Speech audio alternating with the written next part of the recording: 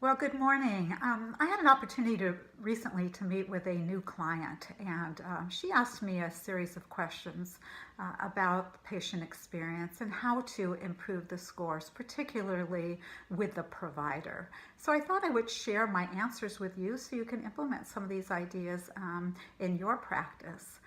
Naturally, the first question she asked me was a little bit about myself. Since many of you already know me, I don't want to belabor this point, but my name is Melissa Stewart. I am an industrial organizational psychologist. I work with both hospitals and medical groups with the sole goal to increase the patient experience by whatever metric you use.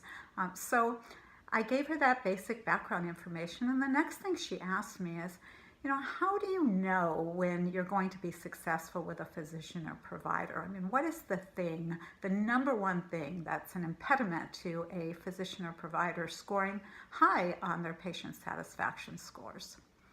The number one thing that I have found is the ability for the physician or provider to show empathy or make empathic statements to the patient.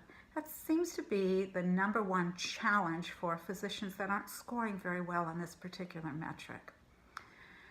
So there's three reasons I would say that this occurs.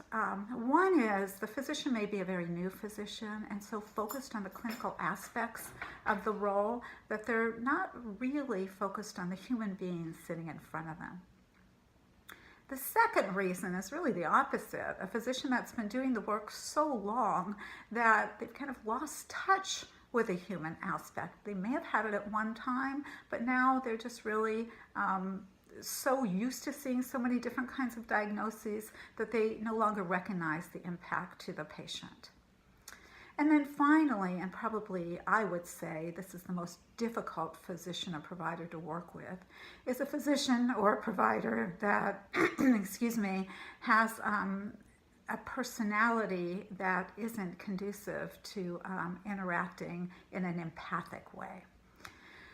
So, not to fear, any one of these three reasons can be worked with, and improvements can be made.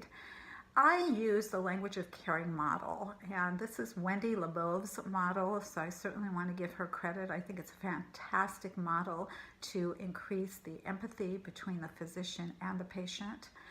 This particular model talks about the heart, head, heart manner of interacting with patients. So essentially what I would advise a physician to do is respond to the patient complaint initially from the heart. This simply means making a statement of, I am so sorry you're not feeling well, or ouch, that must hurt. Something to recognize the human element of the pain or the illness that the patient is suffering from. Then quickly go into the clinical piece of that and then ask the pain scale questions or whatever inquisitive questions you need to ask to get the diagnosis. And then end with a heart question, and that's just a follow-up question that essentially says, or a statement that says, I'm going to do everything I can to make you feel better. So I think that's an easy way to remember it. Heart, head, heart. It takes some practice for a physician to continue to do this, but once they've done it several times, it will become a natural way of interacting with a patient. My name is Dr. Melissa Stewart.